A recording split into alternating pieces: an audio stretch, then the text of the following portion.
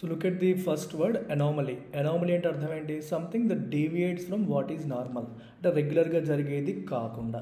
For example సమ్మర్లో ఎప్పుడు వేడిగా ఉంటుంది, వేడిగా ఉండకుండా చల్లగా ఉందనుకోండి, దట్స్ అన్ అనామలీ. వింటర్ అంటే చల్లగా ఉంటుంది, చల్లగా ఉండకుండా విపరీతమైన హాట్ టెంపరేచర్ నమోదైంది అనుకోండి, దట్ ఈజ్ అన్ అనామలీ. రోజు స్కూల్కి వచ్చేవాడు టైంకి వచ్చేవాడు లేట్గా వచ్చాడు అనుకోండి, దట్స్ అన్ అనామలీ. ఎప్పుడు టాపర్ అయ్యేవాడు ఫెయిల్ అయ్యాడు అనుకోండి, దట్స్ అన్ అనామలీ. ఇలాంటివి అనమాట. The sudden drop in temperature in summer was an anomaly. అర్థమవుతుందో? రెగ్యులర్గా జరిగేది కాకుండా వేరేగా జరిగితే దాన్ని మనం అనామలీ అంటాం.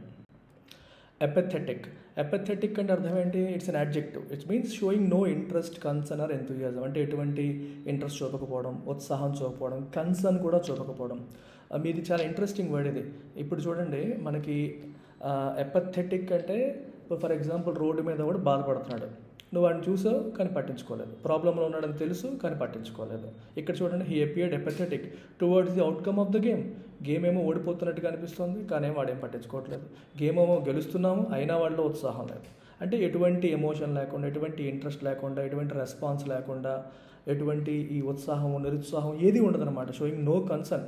కష్టంలో ఉన్న, బాధలో ఉన్న, ఆనందంలో ఉన్న, దేంట్లో ఉన్న రెస్పాన్స్ మనం ఇవ్వకపోవడం అనమాట. అలాంటి దాన్ని మనం ఎపథెటిక్ యాటిట్యూడ్ అంటాం. యాంటీపతి అంటారు. యాంటీపతి అంటే మనకి శత్రుత్వం లేదా హేట్రెడ్, నెగిటివ్ ఫీలింగ్. యాంటీపతి అంటే నెగిటివ్ ఫీలింగ్. ఎంపతి, సింపతి అనేవి పాజిటివ్ వర్డ్స్. సింపతి తెలుసు కదా, దయ. ఎంపతి అంటే వాళ్ళ పొజిషన్లో మనం ఉండి ఆలోచించుకోవడం. సో ఇవన్నీ పాజిటివ్ వర్డ్స్. యాంటీపతి అంటే హేట్రెడ్. ఎపథెటిక్ అంటే నో ఎమోషన్. కొన్ని రెండు ఏమో positive, sympathy empathy positive, antipathy negative, apathy kind of neutral. కానీ కొన్ని సందర్భాల్లో యాక్షన్ తీసుకోవాలి, రెస్పాన్స్ ఇవ్వాలనుకున్నప్పుడు కూడా ఇవ్వకపోవడం. సో న్యూట్రల్గా ఉండడం కూడా అక్కడ నెగిటివ్గా కనిపిస్తుంది. ఇప్పుడు వాడు కష్టంలో ఉన్నాడు, నువ్వు వాడిని తిట్టట్లేదు, కొట్టట్లేదు, కానీ పట్టించుకోకపోవడం కూడా అక్కడ నెగిటివ్గా కనిపిస్తుంది. So that is apathetic, showing no concern, no enthusiasm, అలా అనమాట. ఆర్బిటర్. ఆర్బిటర్ అంటే మీనింగ్ ఏంటి? It's a noun, a person who settles a dispute. డిస్ప్యూట్ని సెటిల్ చేసేవాడిని ఆర్బిటర్ అంటారు. సో ఆ ప్రాసెస్ని ఆర్బిట్రేషన్ అంటాం. సెటిల్ చేసే ప్రక్రియని ఆర్బిట్రేట్ చేయడం అంటాం. చూడండి, the judge acted as an arbiter in the legal case. ఆ లీగల్ కేసులో జడ్జ్ డిస్ప్యూట్ సెటిలర్గా యాక్ట్ ఉన్నారు అని చెప్పి దాని అర్థం. ఎసెండ్ అంటే మీనింగ్ టు గో అప్, పైకి వెళ్ళడం, కెరియర్లో పైకి వెళ్ళడం. He has ascended very quickly in his career. కెరియర్లో చాలా తొందరగా. సో ఎంట్రీ లెవెల్లో స్టార్ట్ అయ్యి 5 yearsకే ప్రమోషన్ వచ్చేసింది, నెక్స్ట్ 5 yearsకే టాప్ పొజిషన్కి వచ్చేసాడు, ఎసెండ్ అయ్యారు అంటాం. లేదా the climbers began to ascend the steep mountain. Climbers steep mountain ఎక్కడానికి మొదలయ్యారు, ఇలా కూడా మనం చెప్పొచ్చు.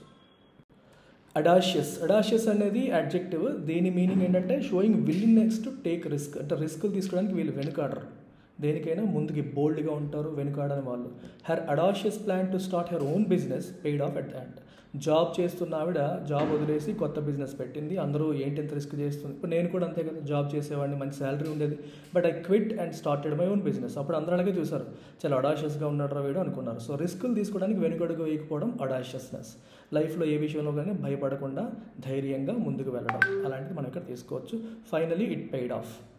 So that's it. Take care. And మీకు నచ్చితే లైక్ చేయండి. అండ్ మీరు కూడా ఈ 5 పదాలతో ఓన్ సెంటెన్సెస్ ఫ్రేమ్ చేసి కామెంట్ సెక్షన్లో పెట్టండి.